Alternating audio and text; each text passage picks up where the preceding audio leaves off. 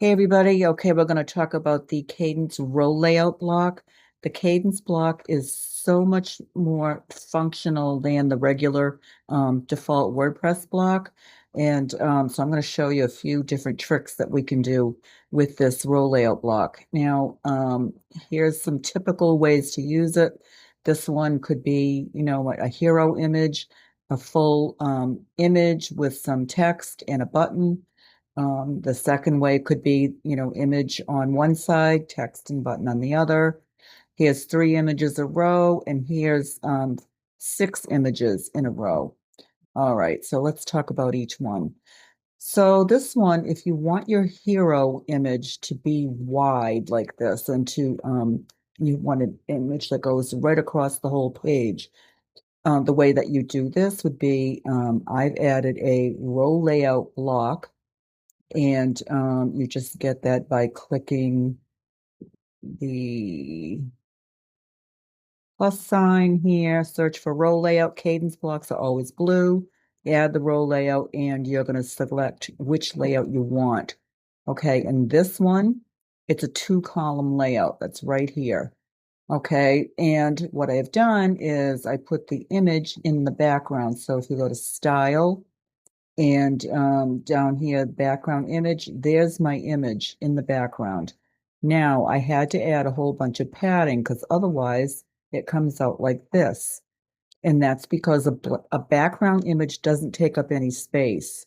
So once you add in the heading, which is a text block, and then a button, which is a button block, that takes up a little bit of space, but it doesn't take up enough to open up that block. So you just click on it. You can come over to advanced. You got to be on the row layout, the outer row layout right here. I always keep clicking until I get to this little drop down. Then I know I'm on the outer row layout. And then you come over to advanced, and you add in padding right here, or you can just drag it like this. And you can see those numbers changing as I'm dragging this. You gotta kind of get in there and drag. All right, and you can open it up as wide as you like to make it look good. The second thing that you want to do is if you want the text to be on this side, you need 2 columns because this column is going to take up space this way, and it's going to hold that column open. So you put your text on this side, and this column keeps the other one in place. All right, they're working together to keep each other in place. If you go out to the outer row layout again, I like to set full width if I did not have that. If I had none, or even if I had wide width, it's going to leave a margin on each side. And that's because these all blocks come with a default margin and padding in them. So you have to either you have to call it full width right here, and that stretches it out. So it takes up the entire width of your page. Now, if you want this setting right here is the inner content width, and you want to have that on.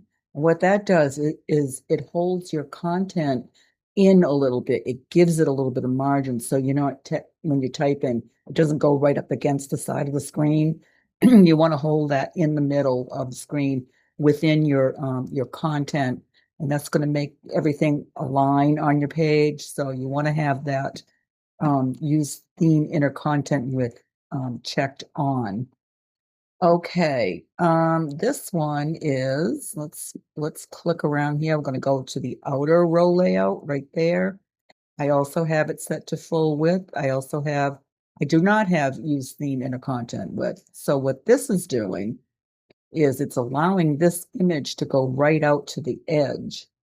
All right, so if we look out here, I have to refresh.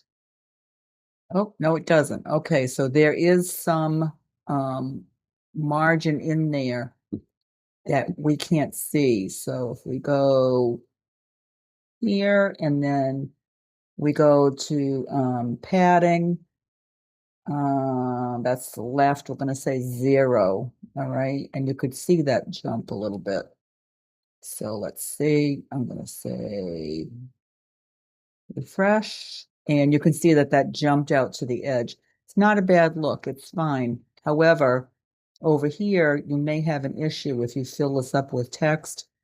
So you can make sure that, you click on the section right here, you can see it, that I have the section chosen, and go into advanced, and there will be some default padding in there.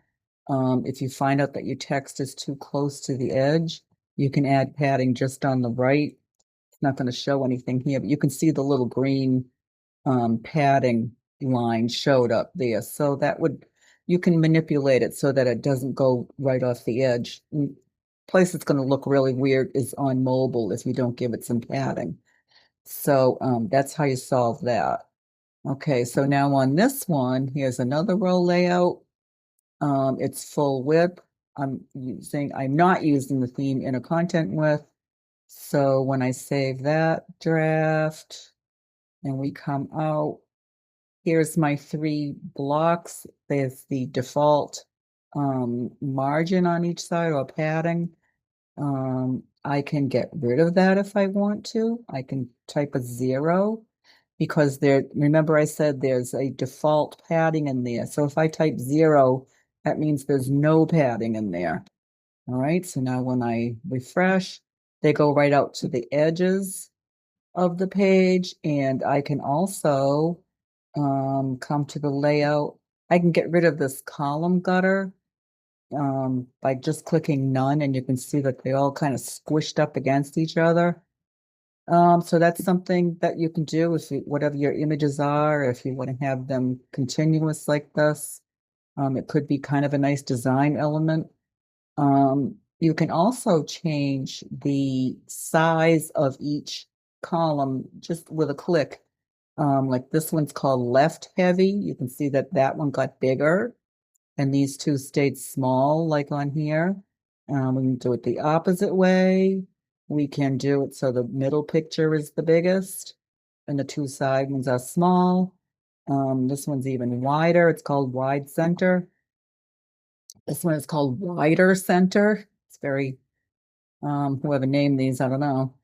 And this one will change your layout. It will do the first row as 1 block and then the second row as 2.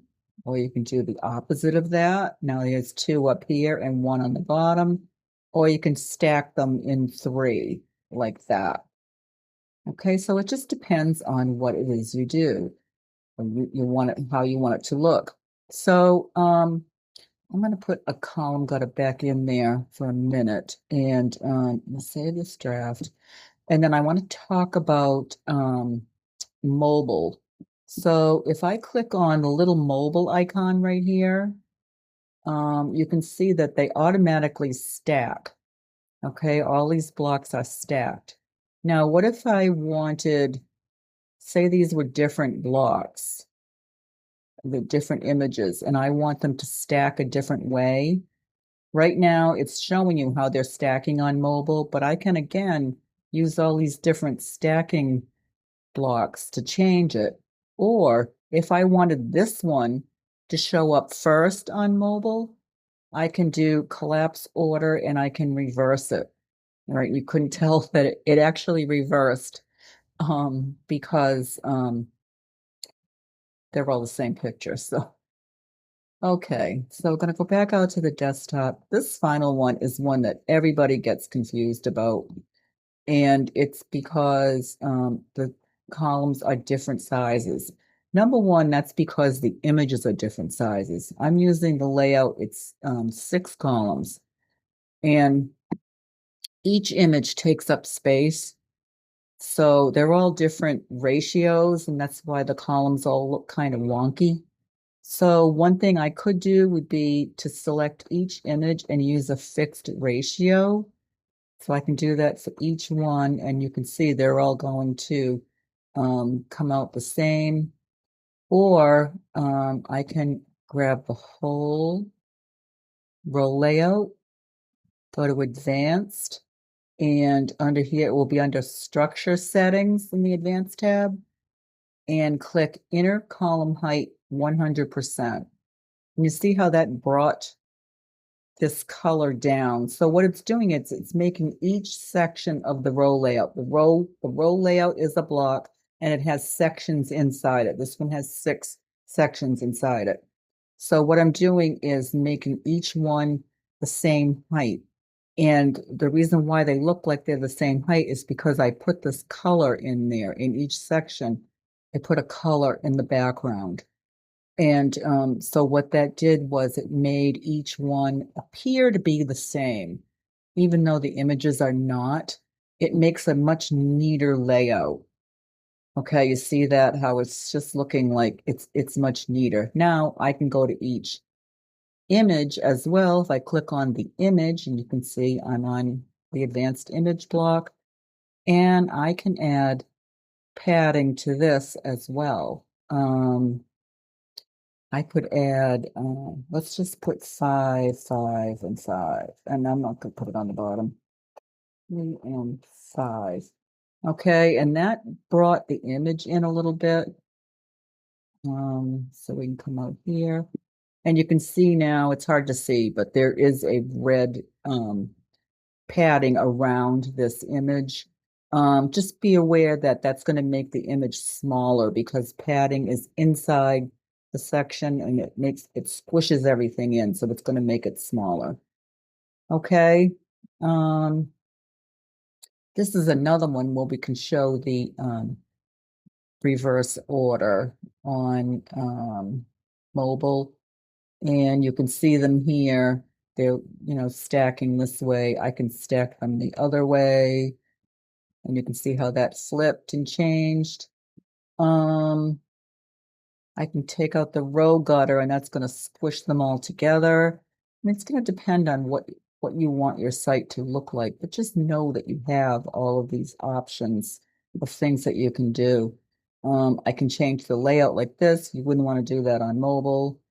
I can do 2 together.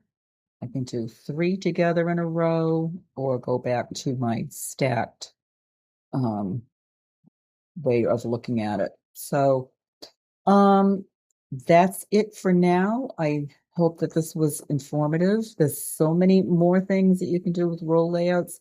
I've just scratched the surface here, but I just want you to know that there are a lot of things that you can do with this block.